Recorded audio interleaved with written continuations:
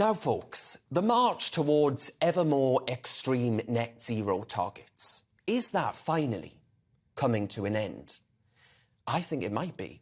For years now, British politics has been greener than Kermit the Frog. Governments of red and blue have appeased green vested interests, Greta Thunberg's, the painfully middle-class eco-terrorists, and have all had an eagerness to outspend each other on their new eco-friendly pet projects. But are we now ready to say enough is enough? Has the green utopianism finally run up against economic reality? Has this generation-defining cost-of-living crisis brought the eco-loons in government back down to planet Earth? Or are we destined to turn seasick green each time we open our energy bill estimates? Will that, folks, become the norm? This week, one of the most powerful men in the country, whom you've maybe never heard of, certainly never voted for him, he published a report which could affect your life for decades to come.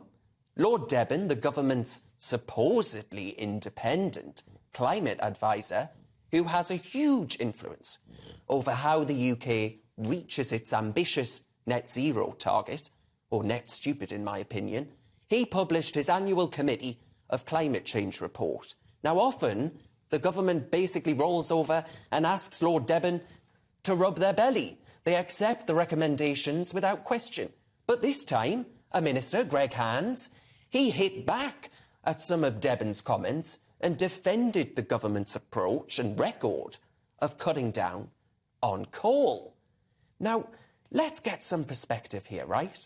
The UK is seeking what amounts to the immiseration of the working class, a prescription that'll ultimately lead us to be colder and poorer. Everyone from the Treasury to the extreme green activists, they admit that. And the UK's targets can only impact a mere 1% of global CO2 emissions. Do you think President Xi of China will be bankrupting his nation in order to appease the green lobby? China accounts for nearly a third of global emissions. In fact, it emits more greenhouse gas than the entire developed world combined. And you see, if we were to meet the government's net zero target, or again, that net stupid target, we have to use technologies like wind and solar to get there. Without some new technology coming galloping down the hill like a knight on a valiant steed, we simply cannot get there without decimating the economy, decimating our lives, and seriously rationing our energy usage. If you think popping to your local supermarket to fill up your tanks pretty tough right now, you just wait.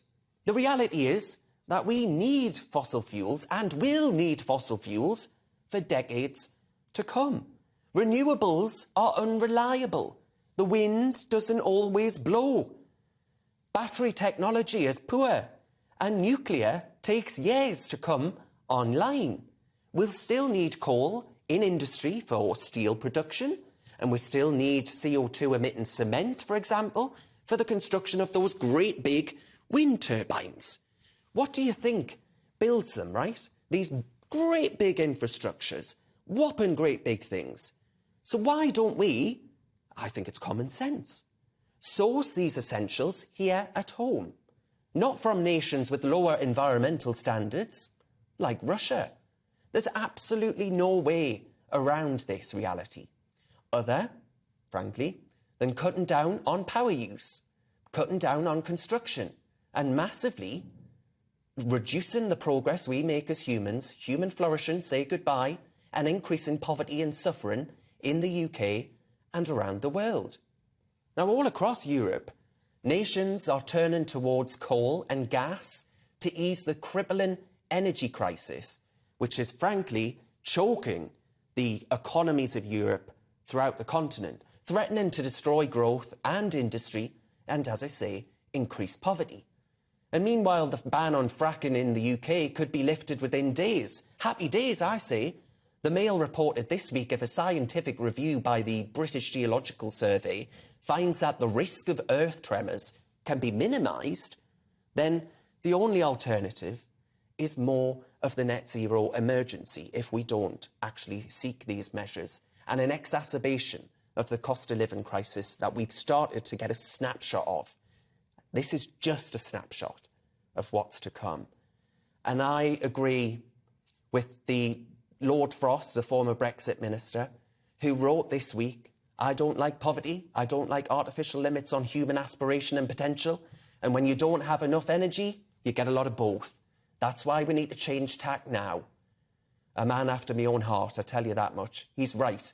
And as the recent Australian elections have taught us, folks, when a Conservative government attempts to out-green the Greens, the public just wonder, why don't I just vote for the real thing?